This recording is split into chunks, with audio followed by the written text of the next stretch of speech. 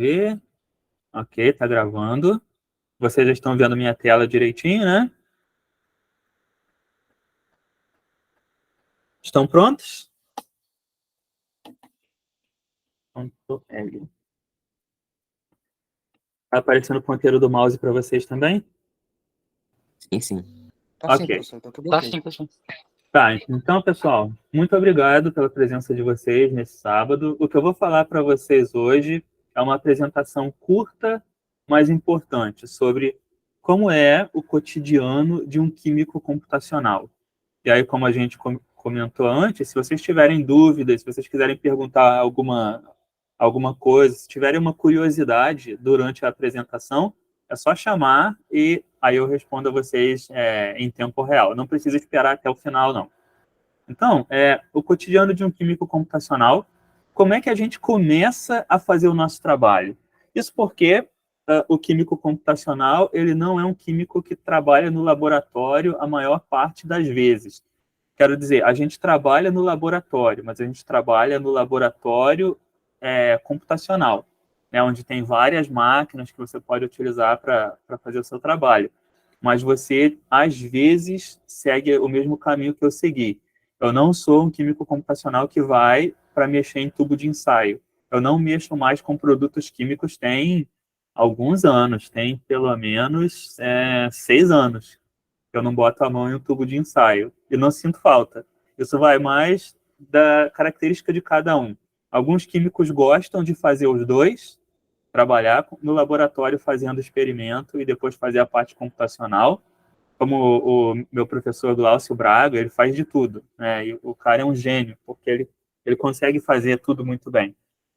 Mas algumas pessoas realmente não gostam de fazer a parte experimental. É o meu caso. Eu gosto só da química teórica, eu gosto só da química computacional, e é isso ao que eu me dedico. Então, o químico computacional, ele pode ir para o laboratório fazer experimento também.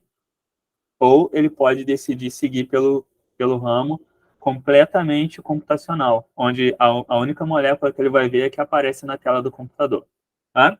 Aí vai muito da vertente que cada um de vocês vai querer seguir e quem é que vai ser o professor de vocês enquanto vocês estiverem sendo preparados para se tornarem pesquisadores. A gente tem, geralmente, 3 rotas de trabalho quando a gente está começando nesse ramo de química computacional. Todo trabalho sempre vai começar com um químico, porque químico computacional também é químico, né? Não adianta você achar que você vai ser um bom químico computacional se você não passar por toda a etapa de estudar química, como todos os químicos precisam fazer. Você só vai virar um químico computacional lá no final, mas todas as outras etapas você tem que passar igual a todos os outros químicos têm que passar também. Então, normalmente, quando você já está fazendo o seu trabalho, quando você já assumiu o jaleco de químico computacional e você não vai para o laboratório, aí um colega seu vai para o laboratório e o trabalho começa assim. Um colega seu, um grupo de colegas seus vão para o laboratório e eles vão começar a estudar algum composto que é um composto que eles podem levar semanas, meses ou anos tentando preparar. Então, esse grupo de colegas, ou seu colega, ou seu professor, ou um outro colaborador, ele vai no laboratório, ele mexe com os produtos químicos, ele vai lá na bancada fazer as reações, e ele pode passar muito tempo fazendo tudo isso, misturando os compostos e vendo o que ele obtém. Aí, às vezes, ele vai obter alguma coisa que parece interessante. Parece que ele conseguiu encontrar uma molécula ou um composto, ou um material que é um material que ninguém preparou antes. Porque isso também é uma coisa importante. Quando você está fazendo pesquisa, você busca descobrir coisas novas. E descobrir coisas novas é um processo extremamente trabalhoso. Pode levar muitos dias de você fazendo pesquisa ou muitas semanas, ou muitos meses, até você conseguir realmente chegar numa coisa inédita que ninguém fez antes. Então, se o seu colega começou a pesquisa dele ou dela, e depois de vários e vários dias, ele conseguiu uma reação que parece uma reação muito legal, muito promissora, alguma coisa que eles não estavam esperando, que deixa todo mundo animado. Aí eles pensam, "Ó, eu acho que vale a pena estudar mais a fundo o que está acontecendo nessa reação. Vamos tentar, então, descobrir o que é que a gente produziu. Porque isso é feito meio às cegas, né? Geralmente você começa com uma ideia do que você está querendo fazer, mas a verdade é que você não sabe se você vai conseguir. Você precisa continuar tentando, vai tentando, aí chega um ponto que acontece alguma coisa. Você fala assim, eu acho que eu consegui produzir alguma coisa inédita com base naquilo que eu estava tentando fazer. Ou às vezes é uma coisa completamente inesperada. Eu não estava esperando que desse nada disso, mas eu acho que vale a pena investigar mais. Aí você tem o seu composto químico, que você preparou depois de todo esse trabalho, de todos esses dias trabalhando no laboratório, suando o jaleco, mas você não sabe o que tem aqui dentro, porque a verdade é que a gente não consegue ver moléculas. A gente não, se a gente está fazendo uma reação química, geralmente a gente mistura vários líquidos, vários pós, vários compostos metálicos. Você coloca lá o pedacinho de metal mesmo dentro do líquido para poder reagir, mas você não está olhando as moléculas. Você vê, às vezes, alguma coisa acontecendo.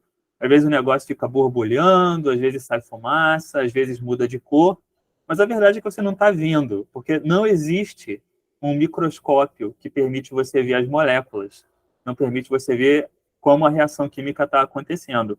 Como a gente termina obtendo esse composto, mas a gente não sabe de fato o que foi que aconteceu, a gente precisa, então, passar para a parte que a gente chama de elucidação estrutural.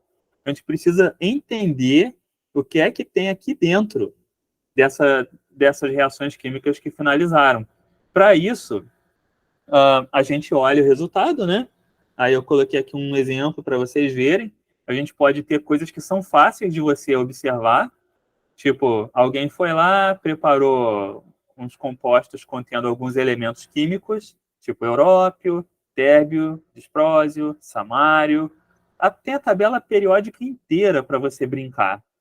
Aí ele prepara tipo esses compostos aqui que brilham no escuro, mas você só vê um líquido, né? Você só vê essa coisa brilhando no escuro, mas você não sabe exatamente o que é que está contido dentro desse líquido. É um líquido que brilha no escuro. Ok.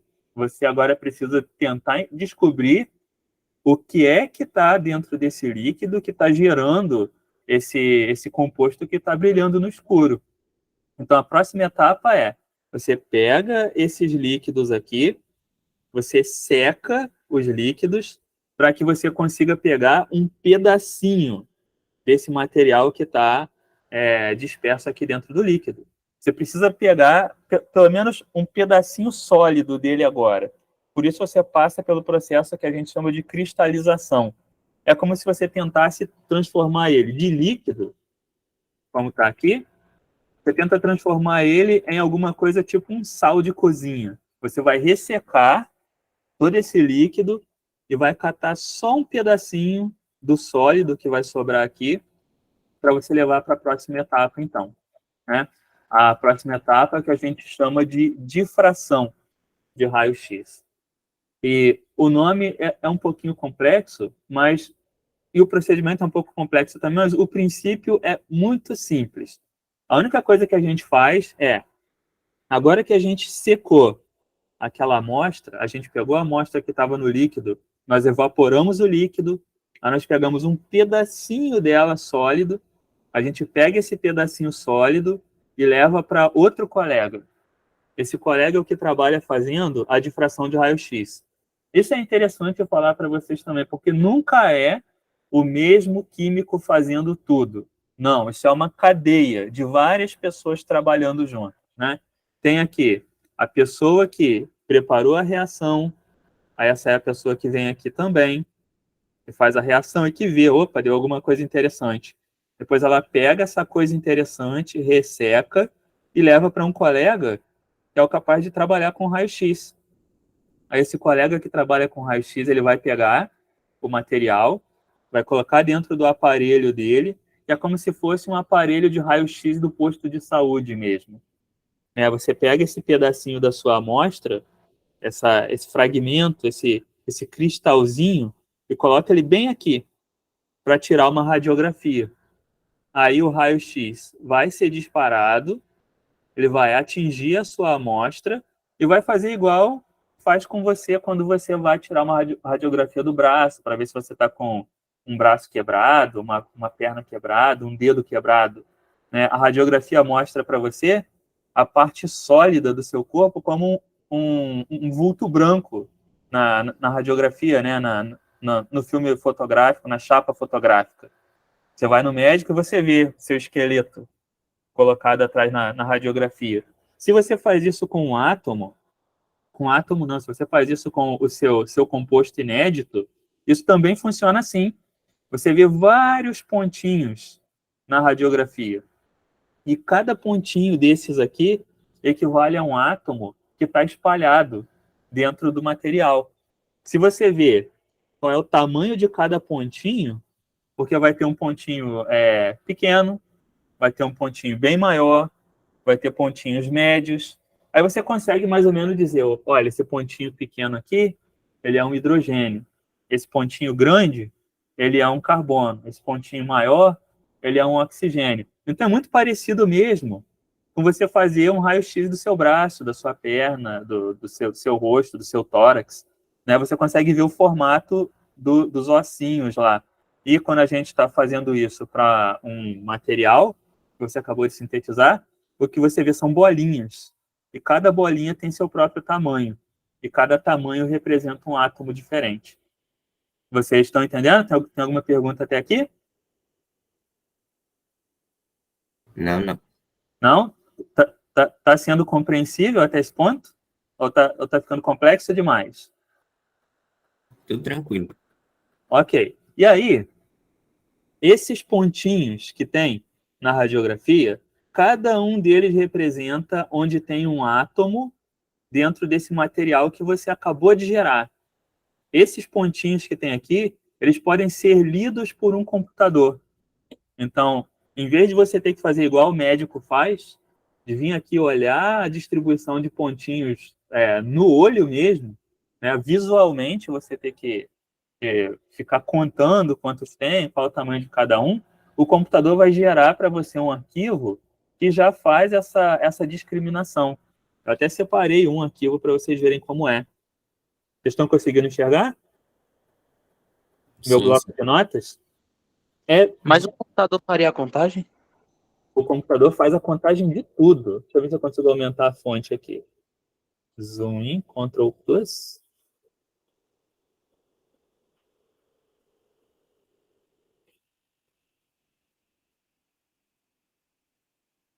Pronto, estão conseguindo ver agora, né?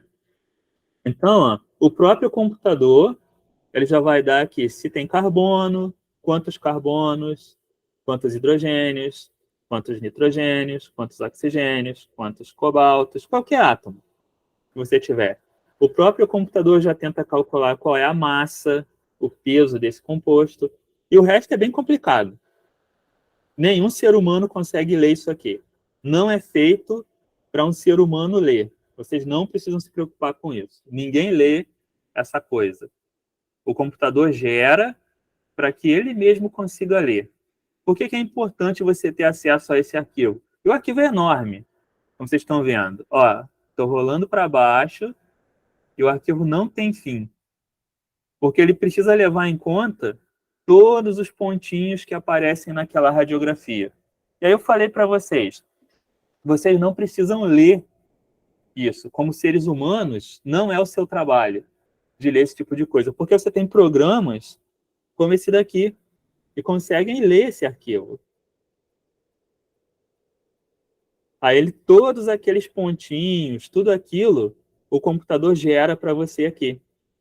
Eu não preciso, então, ficar lendo linha após linha daquele negócio.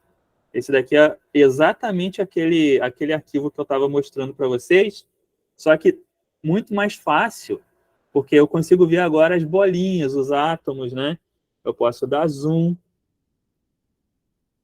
para ver como que todas as moléculas estão organizadas no espaço.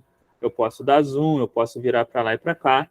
E vocês observam que parece extremamente complexo, parece extremamente confuso, mas a verdade é que tem certos ângulos que você olha, você percebe que não, está tudo muito, muito bem empilhadinho, tudo organizado como se fosse um azulejo, uma cerâmica de banheiro, né? Os padrões, é como se fosse um quebra-cabeça que se junta bonitinho, que no fim das contas forma um panorama que organiza todas as moléculas como se fosse um quebra-cabeça. Todas elas estão encaixadas bonitinhas. Não tem nada desorganizado aqui, né? E dependendo do ângulo que você olha, você percebe a formação desses padrões, porque a gente formou um cristal. O cristal é sempre muito bem organizado. Então, quando você olha o seu material tão bonitinho assim, ou ele é um composto que é um metal, né, que é muito bem organizado também, ou é um cristal, que dá esse efeito bonito aqui que vocês estão vendo. Aí, se vocês virar um pouquinho, começa a ficar confuso. Mas o importante é, eu não preciso me dar o trabalho de estudar aquela radiografia, porque é o computador que vai gerar isso tudo para mim. Inclusive, se eu quiser, eu posso vir aqui e diminuir a quantidade de fatias que eu estou vendo ao mesmo tempo. Diminuir um pouco a confusão. Lembra que eu falei para vocês que é tudo organizadinho, como se fosse um quebra-cabeça? Então, cada bloco desses aqui, vocês estão vendo um bloco na tela? Meio em preto, né? Formando como se fosse um paralelepípedo. Isso é o que a gente chama de célula unitária, ou célula unitária. Isso diz para mim que cada bloquinho desses vai se empilhar, como se fosse mesmo um bloquinho de montar. Você vai botando um em cima do outro, isso forma para você a sua estrutura com a qual você vai trabalhar. Tá? Então, até aqui, esse arquivo foi o que meu colega me passou. Eu não fiz nada aqui, tudo isso foi trabalho dele. A única coisa que eu fiz foi, eu não sou doido de tentar ler aquele arquivo de texto, então eu usei um programa que traduz ele para mim, para eu poder bater o olho e ver uma molécula, porque senão eu teria que saber interpretar aquilo como se fosse um médico. Tudo bem? Podemos continuar então? Pode sim, pode sim. Ok, então, é isso. Aí meu colega, ele fez a difração de raio-x, ele tirou o raio-x da molécula e agora ele já sabe o que tem dentro, né, desse líquido que estava aqui. Ele conseguiu passar para o nosso outro colega que fez a difração de raio-x. E o nosso colega que fez a difração de raio-x, ele falou para mim, é o seguinte, é isso daqui que tem na estrutura, só que a gente não sabe por que ela emite luz. A estrutura tem essa organização, mas eu não posso te falar mais nada. Agora é com a próxima pessoa tentar identificar por que ela está emitindo luz. Aí, a pessoa chama você, que é o químico computacional. Geralmente, hoje em dia, todo mundo usa o WhatsApp, né? E entra em contato com você para ver se você poderia ajudar a entender por que é que esse composto está emitindo luz. Ele já fez a síntese, ele já fez a radiografia de fração de raio-x do negócio, ele já tem a molécula para te passar, ele já faz uma ideia de como é, aí ele te chama. E tudo começa através de uma conversa pelo WhatsApp mesmo, né? Onde a conversa geralmente vai assim, boa noite, observe que já era quase 7h30 da noite. Sei que você está de férias, né? Não importa se você está de férias, geralmente a gente que trabalha junto com os colegas, a gente acaba criando essa liberdade, essa camaradagem de chamar um ao outro de noite, de madrugada, no fim de semana, nas férias, para ver como está avançando o trabalho. Você perguntou, por acaso você já pegou aquela estrutura que a gente estava fazendo? Você fez algum trabalho nela? Eu já fiz o trabalho. Então, eu gostaria que você entrasse para poder fazer o cálculo e escrever o que você encontrar, para a gente poder publicar numa revista. que você acha? Ele pergunta, você topa? Aí eu falo, topo. A conversa é assim mesmo, não tem grandes formalidades não, né? Porque, como eu disse, geralmente são colegas, são pessoas que você já conhece, são outros químicos. A conversa é muito como se fosse um colega de sala de aula, um camarada de trabalho. E aí começam a cair as bombas, porque ele logo te fala, tem prazo, e geralmente o prazo é muito curto. Se você olhar aqui, ó, isso daqui foi em março, 9 de março, que ele me chamou, e ele falou que eu tinha até o dia 30 de abril para poder terminar tudo. Terminar de escrever, terminar de fazer todos os cálculos e entregar tudo para ele pronto e formatado e feito no padrão da revista. Se você for louco o suficiente, você diz, eu topo fazer esse trabalho com você. Então, aí ele vai te passar, né? Vai te passar a difração de raio-x, vai conversar com você e falar, olha, a gente pegou a reação química foi assim, assado, demorou, depois emitiu luz, aqui é a foto de como o negócio ficou, toma aqui a estrutura, pode começar a fazer o seu cálculo. E aí é o ponto em que entra, de fato, o químico computacional. Sou eu, trabalho só com computador e eu vou tentar colocar ordem nessa bagunça e entender o que é que está acontecendo. Por quê? Nenhum desses outros químicos tem o poder de abrir uma molécula e ver o que tem dentro da molécula. Nenhum desses outros químicos tem o poder de olhar um elétron para ver como que o elétron pula de um lugar para o outro. Por que o elétron está emitindo luz? Nenhum desses outros químicos ele tem o poder de ver uma molécula de verdade. Mas o químico computacional tem. Porque você vai lá, vai desenhar a molécula, vai dizer como que os elétrons vão ser configurados na molécula e você vai interpretar o seu resultado.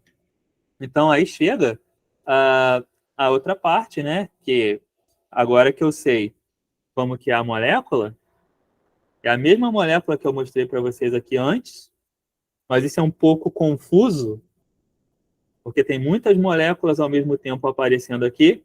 Então, o meu trabalho é pegar essa confusão toda, separar as moléculas que valem a pena de serem estudadas, limpar tudo para que eu possa, então, passar o resultado desse trabalho para o computador. Por que precisa fazer isso, afinal? Por que eu só não jogo todas essas moléculas ali? É porque, às vezes, isso é muito trabalhoso para o computador. Não sei se vocês estão percebendo, mas essa molécula aqui, ó, essa bola azul, é exatamente igual a essa outra aqui. Também tem outra bola azul, é exatamente igual a essa outra aqui. As moléculas estão se repetindo, vocês perceberam? Que é a mesma molécula se repetindo 1, 2, 3, 4, 5, 6 vezes. Ela está se repetindo 6 vezes aqui. E, além disso, bem escondidinho aqui, ó, tem uma água. Estão vendo? Bem no meio tem uma água metida aqui, ajudando a organizar tudo. Então, aqui tem um hidrogênio, tem um oxigênio, tem outro oxigênio, e a água está ali no meio. Ela não é importante para o trabalho que você quer fazer. E também não é importante você trabalhar com 6 moléculas da mesma, ao mesmo tempo. Nesse caso, é que nem você ter um álbum de figurinhas e ter a mesma figurinha 6 vezes. Não serve de nada para você. Você precisa trabalhar com uma molécula de cada vez. Então, você tem que pegar todos esses dados e fazer uma filtragem deles. É o que eu faço também, em grande parte do trabalho. Em vez de trabalhar com aquela grande aglomeração de átomos, eu pego só o que me importa, só o que é do meu interesse para que eu possa fazer o meu cálculo. Tá? Então, aí, nesse ponto aqui, é onde eu finalmente boto a mão na molécula que eu tenho para poder trabalhar com ela, para poder fazer qualquer tipo de cálculo, para poder entender como que ela está emitindo luz e por que essa molécula está emitindo luz. Aí agora que eu já fui lá na mão, olhei quais são as moléculas que eu quero, só quero essa daqui, a água não me interessa, todo mundo já conhece a água muito bem, mas a mesma molécula repetindo 6 vezes eu também não quero, então eu tiro todas as outras e salvo uma só. Aí eu pego esse arquivo aqui, salvo, dou um nome para ele qualquer, né? Salvo em qualquer canto do computador, pode ser na área de trabalho, tipo minha molécula XYZ, tá salvo. Já posso fechar isso aqui também, já terminei o trabalho. E posso ir na minha área de trabalho, procurar onde eu salvei aqui a minha molécula. Vocês estão vendo minha área de trabalho? Sim, sim. Tá, dou 2 cliques, a minha molécula tá ali de volta, a molécula que eu salvei, né? Todos os átomos estão organizadinhos aqui para que eu possa trabalhar com eles posteriormente quando for fazer o meu cálculo, né? Tá tudo aqui. E aí já seria outra etapa do curso, onde a gente, então, bota o Orca ou bota qualquer outro programa que for abordado no curso para poder fazer o cálculo computacional de verdade. E como é que eu faço para rodar esse cálculo, então? Tá, eu vou só mostrar rapidinho aqui, então. Então, talvez o Everson já falou isso, ou algum outro dos tutores já falou, mas você vai utilizar algum programa que tenha a capacidade de entender essa estrutura para poder gerar o código e finalmente fazer o cálculo, né? Você vem aqui, acha minha molécula, tá aqui minha molécula, ops,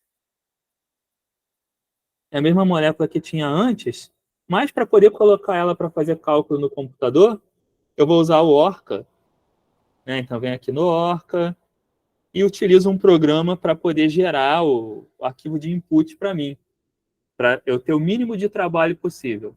Mas a parte importante é salvei a molécula e agora é com Orca. E aí eu estou pronto para rodar o cálculo, né? Se eu já fiz o input dessa molécula, se eu já preparei o Orca para poder trabalhar com esse sistema. Mas onde é que eu rodo esse cálculo? Eu posso rodar o cálculo no meu computador? Vale a pena rodar o cálculo na minha própria máquina, no meu notebook? Geralmente não vale a pena, porque se você está trabalhando com algumas moléculas, elas podem ser grandes. E quando eu digo grandes, é com centenas de átomos, centenas ou dezenas de átomos. Você pode até brincar no seu computador. Rodar uma moléculazinha pequena, fazer uns cálculozinhos bem rápidos, mas se você está fazendo um trabalho profissional, você tem que trabalhar em um computador profissional. E geralmente esse trabalho é feito quando você ganha acesso a algum tipo de supercomputador, né? Aqui tem alguns supercomputadores aos quais eu tenho acesso. O Sarapalha é um computador da Universidade Federal de Minas Gerais. É um excelente computador que foi cedido lá pelo pessoal da UFMG, um pessoal muito legal. Então, eu rodo alguns cálculos dentro do computador deles também. Eu tenho acesso ao computador chamado Santos Dumont, que é o maior computador da América Latina, né? E quando eu falo é o maior computador da América Latina, a gente não está falando de um computadorzão gigante. Eles pegam vários e vários e vários computadores, né? São milhares de computadores. Tipo, quanto de memória RAM é bom para você rodar um jogo poderoso hoje em dia na sua máquina? Vocês fazem ideia? Alguém que joga no computador? Alguém tem jogo instalado na própria máquina? Vocês costumam jogar? Acho Quanto de que uns memória RAM? 16 gigas, 32, não sei. 16, 32? 32 é muito bom, né? Roda os jogos mais pesados. Mas o Santos Dumont permite você utilizar até 1 TB de RAM. Então, assim, é um outro nível computacional, né? Enquanto você tem 32 gigas em um computador muito bom, o Santos Dumont ele te dá muito, muito, muito, muito mais do que isso, né? Você pode chegar a 1 TB de memória RAM aproximadamente. Então, são cálculos que você não roda num computador normal. Você tem que ter um super ultra computador para poder dar conta do peso que esses cálculos têm. Aí aqui tem outros computadores que eu tenho acesso, o Lobo Carneiro também. Tem aqui o Dira, aqui do pessoal da UFRJ. Vou entrar em um para vocês verem. Pronto, estou lá. Né? Vocês estão vendo aqui o meu nome, Henrique CSJ, @rednode. E é isso que você vê quando você está fazendo o seu cálculo computacional, né? O seu trabalho computacional. Você não tem, geralmente, uma interface bonitinha onde você fica olhando as coisas o tempo todo. O que você vai ter que trabalhar é o terminal, é uma tela toda preta com as linhas de comando que você executa. Por exemplo, vamos ver quantos cálculos estão rodando nesse momento.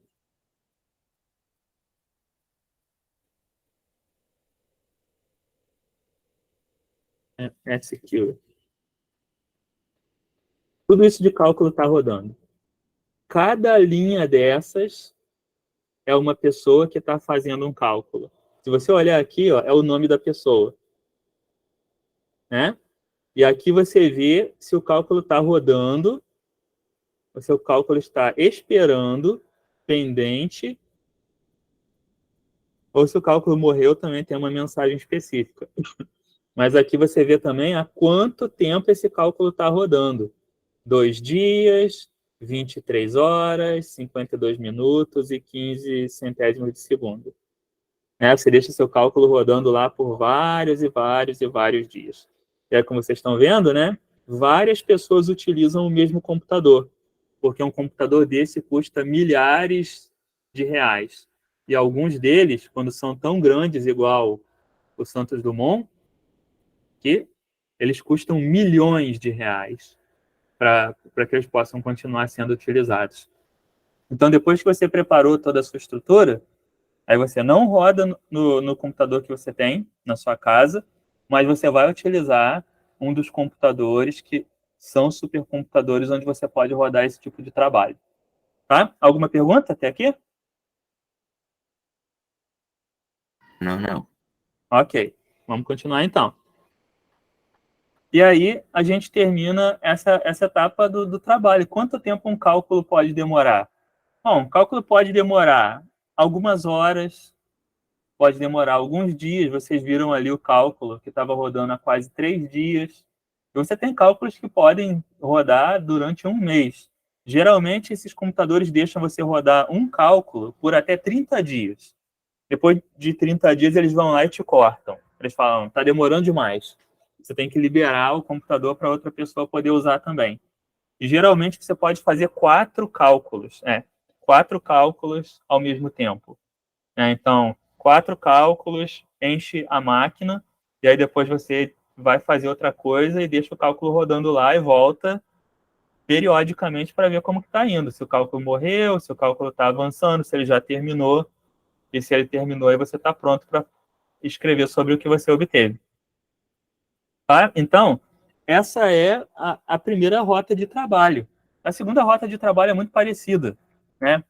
Começa também com o nosso colega, ele está fazendo reações químicas, ele está preparando também um composto totalmente inédito, e ele não sabe o que ele obteve aqui dentro no composto que ele acabou de sintetizar, depois de dias, meses ou semanas trabalhando.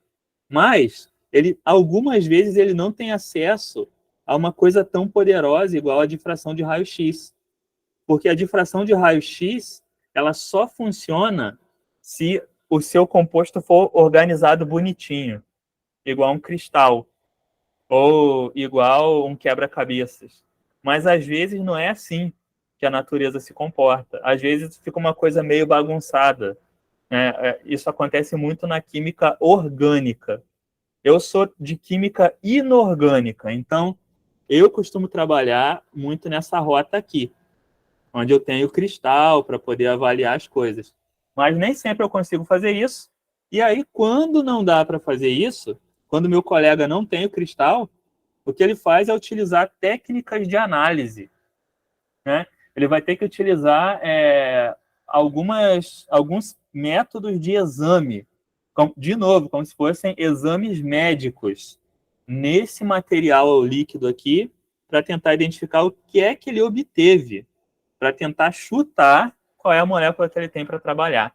Então, ele vai utilizar, por exemplo, uma técnica chamada de ressonância magnética nuclear, que basta você botar a sua molécula dentro de um ímã gigante e você fica bombardeando a molécula com pulsos eletromagnéticos o tempo todo. E aí você vê como que a molécula vai se comportar quando ela está sendo bombardeada por esse pulso eletromagnético. Isso vai gerar vários sinais, né? Várias respostas, vários tipos de variação no pulso eletromagnético que o aparelho pode medir para você. Aqui deu 2 variações, aqui deu 2, aqui deu 3 casadinhas uma com a outra, aqui ele gerou 5. Tudo isso tem um significado da molécula. E é o que a gente chama de técnicas espectroscópicas. Parece muito com você ir no hospital também para fazer uma ressonância magnética, ou para você fazer um eletrocardiograma, ou para você fazer um eletroencefalograma. É exatamente a mesma técnica.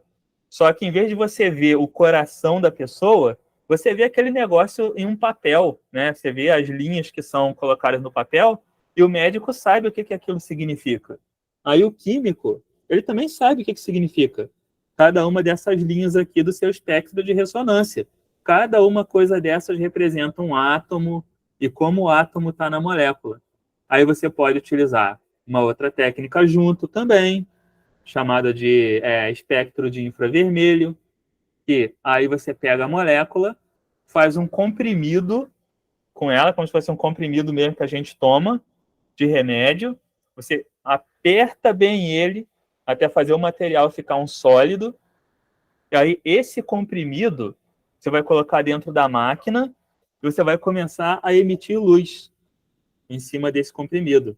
Você vai aumentando a potência da luz gradativamente e você vê como que a molécula vai reagir, como que a molécula vai vibrar conforme você vai aumentando a luz. Sabe aquele aparelho que a gente vê que mede se tem um terremoto acontecendo ou não, né? Tem uma agulhazinha que a agulha vai mexendo assim quando tem um terremoto. É muito parecido com o que a gente está vendo aqui. A molécula vai vibrando como se ela estivesse sofrendo um pequeno terremoto também. E cada parte da molécula vai vibrar de um jeito. E aí a gente pode ver como que a molécula vibrou para tentar entender como que ela é. Né? É um trabalho muito de detetive mesmo. Porque se você olha, aqui ó, é um 3000, não dá para ver direito. Mas você sabe que aqui em 3000 geralmente vai ter um pedaço da molécula que tem nitrogênio. Aí você fala, pô, tem uma vibração da molécula acontecendo aqui muito forte. Em 3000 essa molécula tem nitrogênio. Então, você vai causando como se fosse esses pequenos terremotos na sua molécula e você vê o padrão. Né? Esse se chama padrão vibracional.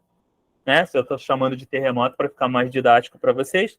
Mas é como se fosse um mini terremoto, a molécula vibrando o tempo todo, enquanto você vai emitindo essa luz na molécula. E outra técnica que também tem, que é um pouquinho mais pobre, é a luz ultravioleta. Você emite também luz ultravioleta na molécula, e o que a molécula faz é, quando você emite essa luz ultravioleta, que é muito forte, né? Antes, essa luz aqui é muito fraca.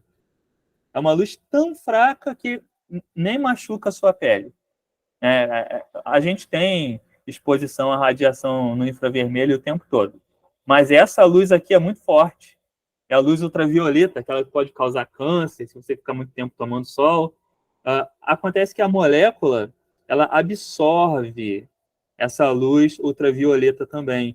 E dependendo de onde ela absorve mais, né, qual é o pico que vai aparecer aqui, você pode ter uma pista de como essa molécula é também. Então, o que eu quero dizer para vocês é, agora, o químico que está tentando descobrir o que é que tem nessa molécula aqui, ele passou a molécula para outros 3 colegas, cada um fazendo um tipo de exame diferente. Cada um deles fez um exame diferente. Depois, esses caras vão conversar e vão falar, olha, essa aqui é provavelmente a molécula. É uma coisa assim que a gente tem para poder trabalhar. Vocês estão vendo que essa molécula é só um rabisco, né? A molécula está feita em 2 dimensões. Você pode desenhar isso no seu caderno. Você pode desenhar isso em um guardanapo. E aí é esse ponto em que eles começam a pensar em chamar o químico computacional. Eles vão falar, então, os 3 químicos lá fizeram as análises e eles acham, juntando os conhecimentos de todos eles, que essa molécula aqui é a que representa a molécula que o cara lá do começo fez. Então, agora a gente vai chamar um químico computacional, aí chama você pelo WhatsApp e pergunta se você está afim de fazer esse trabalho. E aí você vai dizer se você está afim ou você não está afim de fazer. Mas o cara vai te passar, se ele não tiver a difração de raio-x, ele vai te passar o desenho da molécula assim, em 2D, e aí você que tem que se virar para fazer o que a gente chama de modelagem. A modelagem nada mais é do que você fazer um trabalho meio de escultor, né? O escultor que faz uma obra de arte na pedra ou no barro. Aí agora cabe a você transformar isso aqui em uma coisa em 3D. E tem vários programas que podem ser utilizados para fazer isso. Um que eu gosto muito é esse aqui, é o Maestro, que é um programa gratuito, você pode baixar de graça. Ele me permite chegar aqui em editar, fazer um desenho em 2D da molécula que eu estou querendo trabalhar. É um programa um pouco pesadinho, né? Meu notebook não é dos melhores. Enquanto o Maestro está abrindo. Tudo bem? Tem alguma pergunta que vocês querem fazer até aqui? Henrique, uma curiosidade assim. Sim. Antigamente, né, antes de ter esses supercomputadores e essas técnicas todas, como é que eles faziam para descobrir a molécula da água, por exemplo, que é uma molécula simples? Então, antigamente, você só conseguia fazer cálculo com moléculas bem pequenas, igual a água. Moléculas pequenas igual a água, igual a amônia, que tem só 4 átomos. Isso dava para fazer em computadores pequenos. Só que antes até de existir os computadores, o cara tinha que fazer a difração de raio-x na mão. Lembra que eu disse que eu teria que olhar aquela radiografia e tentar colocar cada pontinho daqueles manualmente, visualmente? Antes era feito assim, manualmente e visualmente mesmo. Tem um professor meu, o professor Valquimar, o cara é uma celebridade, né? Assim, o químico computacional mais famoso, provavelmente, do Rio de Janeiro. O professor Valquimar conta pra gente que era tudo feito na mão. Você precisava desenhar sua molécula, você ia com lápis, papel milimetrado, régua, e você ia ligando todos aqueles pontinhos lá para tentar determinar qual é a sua molécula. Eu respondi sua dúvida? Sim, entendi. Era tudo feito na mão. A difração de raio-x é coisa velha. Isso existe, talvez, desde a década de 60 ou 50. 1950, 1960. Isso não é novidade. A novidade é que hoje em dia o computador faz para a gente. Só que naquela época, 1960, 1970, era tudo na mão. Né? O cara tinha mesmo que saber muita geometria, muita matemática para poder fazer aquilo. Tá. Então, aí eu abro aqui o programa. Vocês viram que o cara me deu a estrutura que ele desenhou lá no caderno, ou ele te dá um papelzinho e fala, essa daqui, ó, é a estrutura. Você vai fazer o cálculo para a gente. Aí você pega um programa bom, como é o caso do Maestro, um excelente programa, e você vai desenhar também a molécula. O cara me deu um anel aromático, eu volto lá e olho de novo, o que mais eu vou colocar? Tem uma ligação acontecendo aqui, depois tem uma outra ligação aqui, outra ligação aqui. Eu estou fazendo essa parte aqui, ó. Aqui tem uma ligação dupla. Depois, na mesma ponta, mas no sentido oposto, tem outra ligação. Aí aqui vai entrar um nitrogênio. E aí, mais para cá tem um enxofre. Eu vou colocar outra ligação. Agora eu vou escolher quais são os átomos que eu vou colocar. Um oxigênio, vou colocar ele aqui. Tem um outro oxigênio bem aqui embaixo também. Então vou botar um oxigênio aqui embaixo também. Ele já botou o hidrogênio para mim, muito bem. Ele já tenta adivinhar. Agora tem que botar o nitrogênio ali. Vem aqui, escolhe o nitrogênio, traz ele para cá. Pronto. Ele já tentou botar os hidrogênios para mim também. E agora o enxofre. Vem aqui, escolho o enxofre. Viram como foi fácil desenhar a molécula? Eu reproduzi o desenho que o cara me passou, né? Manualmente. Só que essa molécula está em 2D também. Agora eu venho aqui no Maestro e salvo a molécula. E agora é que a mágica acontece. Porque o Maestro, ele vai gerar a molécula em 3D para mim. Para quê? Ainda está meio achatada? Não tem problema. Vou aqui em construir. Tá vendo que tem essa setinha para baixo? Ele vai tentar reduzir a energia da molécula para mim. Clico ali. Pronto, ele já terminou. E agora ele preparou a molécula para mim. Posso fazer a molécula ficar um pouco mais bonitinha para vocês verem?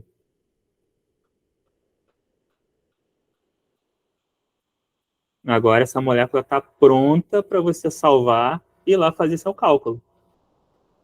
E é claro, né? Você tem que usar o seu conhecimento de química para ver se isso daqui faz sentido, se tem alguma coisa de errado acontecendo. Se, por exemplo, aqui você achar que esse hidrogênio está errado, você pode movimentar esse hidrogênio para outro lugar. Então, clica aqui no movimentar. Esse daqui está errado. Ele é virado para lá. Ok, vai lá e arrasta ele. Pronto, já terminou. Agora tenta organizar de novo a sua estrutura. Pronto, a estrutura agora está pronta para fazer o cálculo. Tudo bem? Alguma pergunta até aqui? Isso tudo baseado no rascunho que o cara me deu, né? Ele chegou lá, desenhou no papel e trouxe para mim. Aí o meu trabalho é transformar isso numa coisa em 3D. Ou ele fala assim, eu errei aqui, não era hidrogênio, era outra coisa. Aí você vai lá e conserta o erro do que o cara fez. Vamos mudar isso daqui para um carbono, então. Pronto, mudei para carbono. O cara identificou errado a estrutura. Vou adicionar os hidrogênios que estão faltando. Pronto. Eu vou também minimizar de novo a estrutura da molécula. Agora eu posso levar lá para fazer o computador. Já identificou que tinha uma coisa errada. Estou pronto para poder trabalhar. Então, tudo isso baseado no rascunho em 2D que o químico experimental trouxe para mim com base nos trabalhos de um montão de gente, né? O cara que fez as análises elementares, o que fez a síntese. E aí o químico teórico, o químico computacional faz a parte computacional daí para frente. E a última rota de trabalho, que é só para fechar mesmo, e que é um pouco mais rara de acontecer, é quando a gente conversa juntos e fala assim, vamos tentar produzir uma molécula que ela emite luz? Vamos tentar fazer uma molécula sólida que emite luz? Será que a gente consegue? Aí você conversa com seus colegas, né? Cada um é especialista em uma coisa. Tem o que é especialista em sólidos, moléculas que são cristais. Tem o que é especialista em moléculas que emitem luz. E tem o cara, que é o cara que trabalha com a parte computacional. Vocês se reúnem, vão tomar um café, e aí vocês começam a falar, vamos tentar fazer isso? Vamos tentar fazer. Aí você descobre o que é que você está querendo obter, o que é de novo que vocês estão querendo preparar cientificamente, que ninguém fez ainda. Você, em vez de deixar o cara ir para o laboratório, você que começa o trabalho. Você vai falar, então, eu preciso de uma molécula que emite luz. Aí vai ser você agora, que é o cara principal do processo. O químico computacional, ele vai ter que fazer toda essa parte de ser o escultor. Vai escolher partes da molécula que ele sabe que funcionam bem. Tanto que quando a gente está fazendo essa parte de meio que um trabalho artístico, né? Como se fosse um artista desenvolvendo uma escultura, a gente chama isso de funcionalização. Então, você pega uma molécula e vai começando a trocar cada um pedacinho dela por coisas que você acha que vão funcionar bem para o que você está querendo. E a parte boa é, no computador você testa primeiro. E aí, se você obtiver alguma coisa que parece que vai dar certo, aí você passa o resultado, você fala, essa molécula aqui, ela não existe, eu só fiz no computador, mas o computador me diz que essa molécula tem uma capacidade de emitir luz azul, do jeito que eu estou querendo, ou luz vermelha, ou luz amarela. Você que sabe o que você está tentando produzir. E aí, então, o ponto crucial começa com o químico computacional, que vai, na teoria, experimentar a molécula lá no computador, e se tudo der certo, se você falar assim, é isso aí, pessoal, a molécula funciona bem no computador. Agora eu preciso de vocês para fazer essa molécula aqui. Aí é a sua vez de mandar para eles um rascunho da molécula. Você fala assim, vocês têm que fazer isso aqui, ó. E aí o químico experimentalista, né, o experimentalista vai lá, vai tentar produzir a molécula para você. Então, é isso, pessoal. Basicamente, o fluxo de trabalho todinho de um químico computacional se resume nessas 3 etapas de trabalho. Vocês têm perguntas para fazer? Querem perguntar alguma coisa do que foi falado? Alguma curiosidade? Acho que não, tudo tranquilo. Não? Então, é isso. Everson. Professor, primeiro agradecer ao senhor, né, por ter se disponibilizado dessa palestra. Eu ia falar mais algumas coisas, aí eu ia pedir para o senhor parar a gravação para nós conversarmos bem rápido mesmo. Então, mais alguns tópicos aqui, bem rápido. Antes de parar a gravação, pessoal, vocês têm certeza de que não querem perguntar nada? Ficaram interessados em virar químicos computacionais? Qual é a rota que vocês gostaram mais? Na primeira, segunda ou a terceira rota de trabalho? Qual programa vocês viram ali que vocês gostaram mais? Vocês gostaram mais de trabalhar com sólido? Aquele negócio todo organizado, grandão? Ou vocês preferem trabalhar fazendo a molécula na mão, igual eu mostrei ali para vocês antes? Qual que é o fluxo de trabalho que vocês gostariam de fazer? Eu acho que a primeira que a gente já recebe tudo prontinho, né? A difração lá do raio-x, acho que é até mais fácil. E só entrega lá o resultado pronto. É isso aí, você já tem mão beijada. João? É muito mais futuro a primeira. Gostou mais da primeira, que você já tem a estrutura prontinha para trabalhar? Mas é claro. Mas alguém gostou da segunda rota, que você tem que desenhar na mão a molécula? Ninguém foi fã? Tá bom, todo mundo vai trabalhar com os difratógrafos de raio-x, então. Imagina a terceira rota, hein, professor? Se não gostar da segunda, imagina da terceira, hein? Na terceira rota é tudo por sua conta. É a mais trabalhosa. A mais trabalhosa, porque às vezes você desenha a molécula e você tenta centenas de moléculas. Aí você deixa o programa tentando 100 moléculas até ver o que você consegue obter. Eu vou parar a gravação. Uma coisa, Oi. Aqueles supercomputadores qualquer pessoa pode usar, você tem que ter acesso a uma licença do Estado, como é? Geralmente, para você conseguir acesso ao supercomputador, você precisa concorrer ao acesso. Você precisa escrever para o pessoal que gerencia, né? Por exemplo, o Santos Dumont. Santos Dumont é o maior computador da América Latina. Quem gerencia o Santos Dumont é o LNCC, é o Laboratório Nacional de Computação Científica. E eles são do Ministério da Ciência e Tecnologia, lá de Brasília. Eles é que pagam a conta para manter esse computador funcionando. Então, você precisa escrever uma justificativa e pedir. Eu preciso usar o supercomputador, meu trabalho é esse aqui. Aí, 2 ou 3 vezes por ano, eles abrem para você poder enviar sua proposta. Aí você envia sua proposta, se eles falarem, o trabalho desse cara aqui é interessante, vamos dar o acesso para ele. Aí você pode conseguir o acesso. Mas, como você viu, são vários supercomputadores, né? Você pode tentar em vários. Aí você acaba passando em algum e fica trabalhando nele. Mas é sempre assim.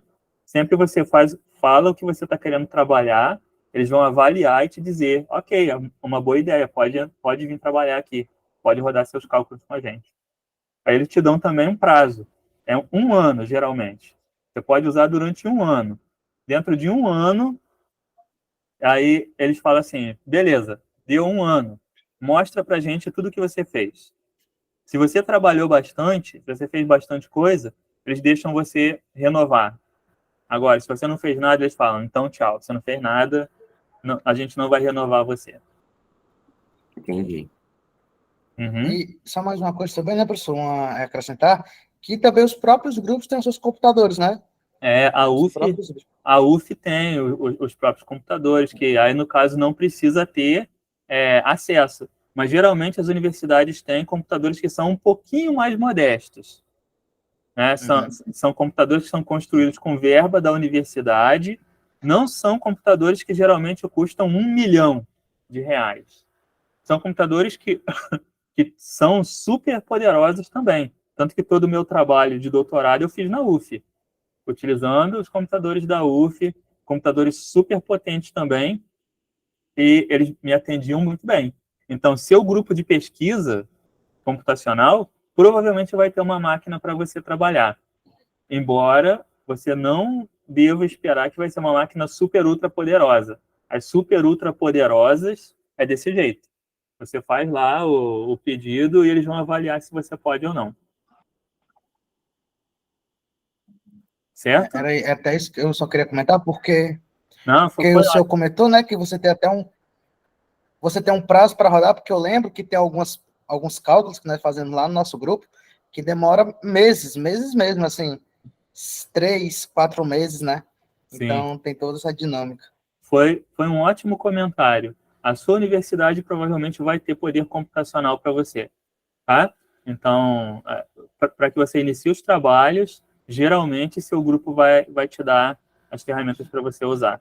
Depois, quando você for evoluindo, né, chegando em etapas maiores, quando você começar a precisar de mais do que a sua universidade pode te dar, aí você já está super famoso, já virou o Valquimar, já virou o Glaucio, já virou o Guilherme, já virou o Fabiano Rodenbusch, algum desses aí você precisa pedir um mega computador para poder trabalhar.